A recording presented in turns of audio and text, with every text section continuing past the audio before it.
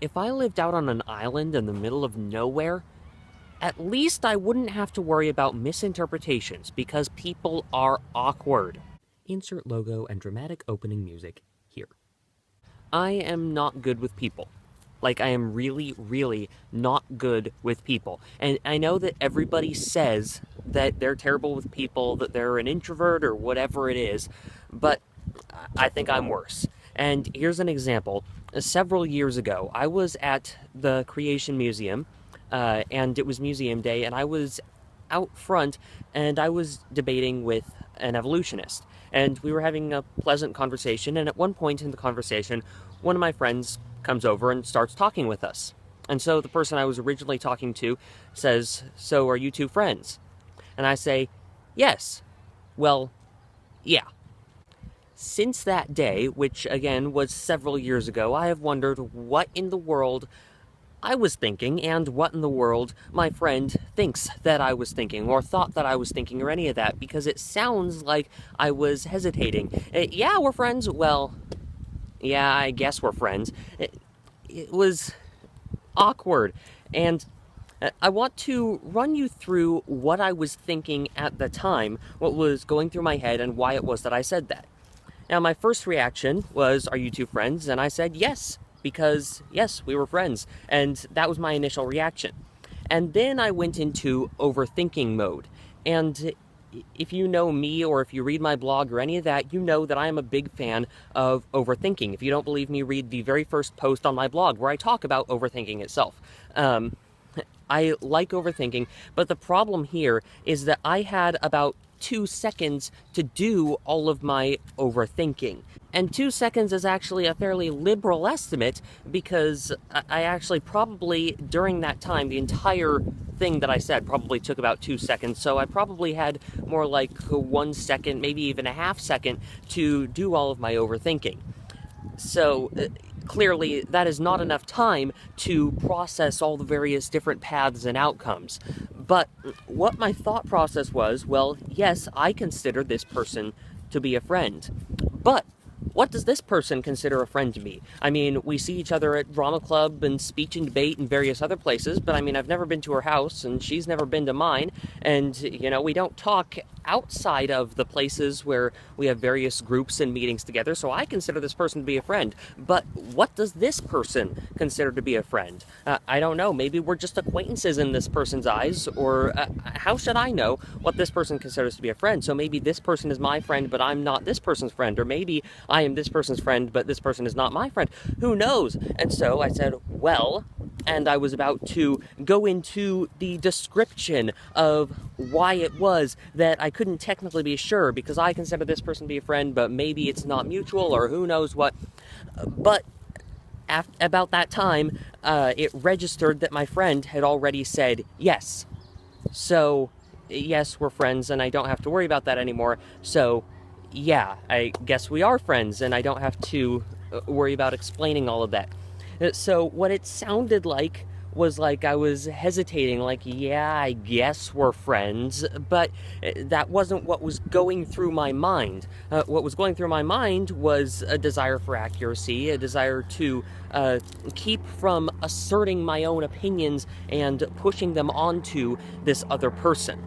Now, on one hand, we can typically tell to some extent what's going through somebody's head. We can typically compare their actions to their words and see if things match up. We can see if they're doing a job, if they are trying their best but are making mistakes, or if they're just not caring and that's why things are going wrong. You can see to some extent what's going on. You can read people like that, but at the same time, we can't read people's minds. We don't know what's going on in them, and everybody does have a reason for what they're doing.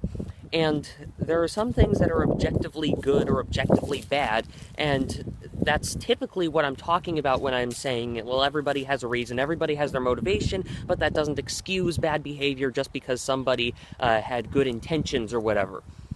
But in this case, I think that we need to recognize that everybody does have a reason, and different people think in different ways.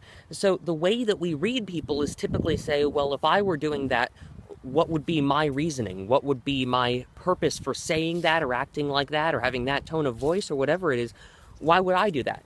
And then we kind of assume that that's why they would be doing it, because we can't read their minds, so we don't have anything to go off of except for ourselves.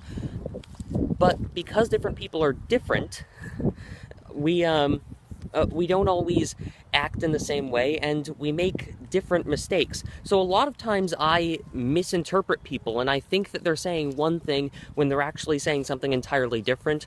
Or a lot of times people misinterpret me as well, I believe, because I make a lot of mistakes, and a lot of times I don't know how to interact with people, especially in a way that will be understood.